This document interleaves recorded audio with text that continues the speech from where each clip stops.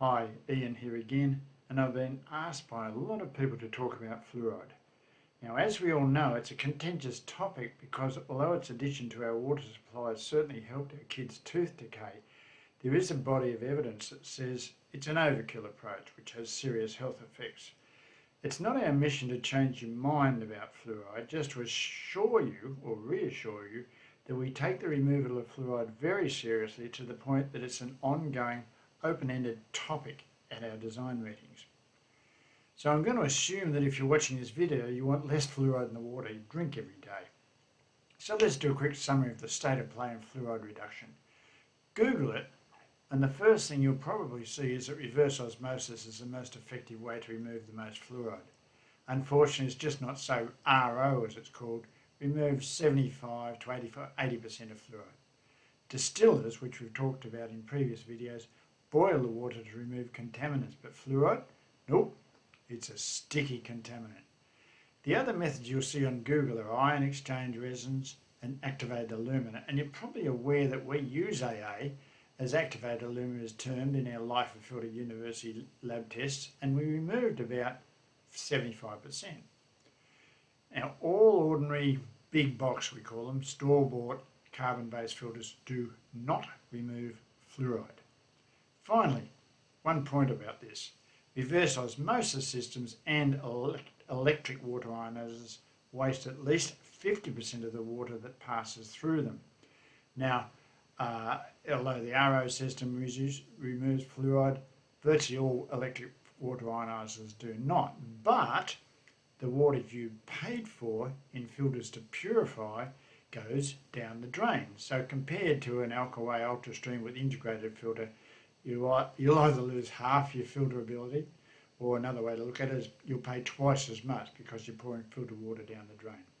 And the net result of your reverse osmosis is water without dissolved minerals, which, as we've talked about before, is not healthy.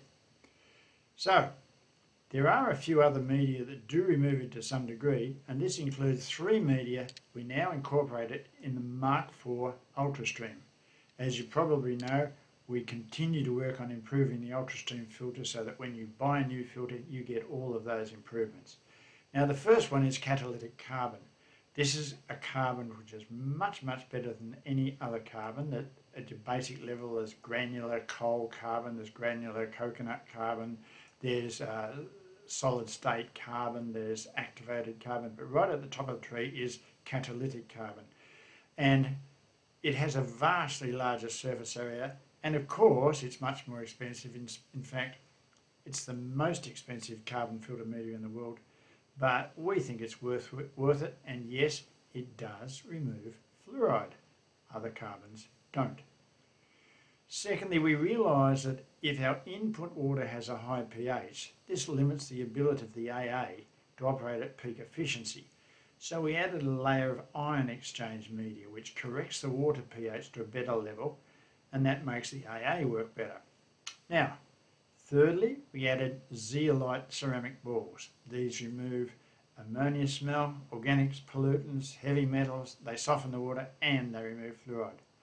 All of these new media were added to the UltraStream so that you get the benefit of our research and development just by replacing your filter. Now, I want to say something about AA because it has come up a number of times where our competitors say, oh, activated alumina, that's aluminium. It's not aluminium.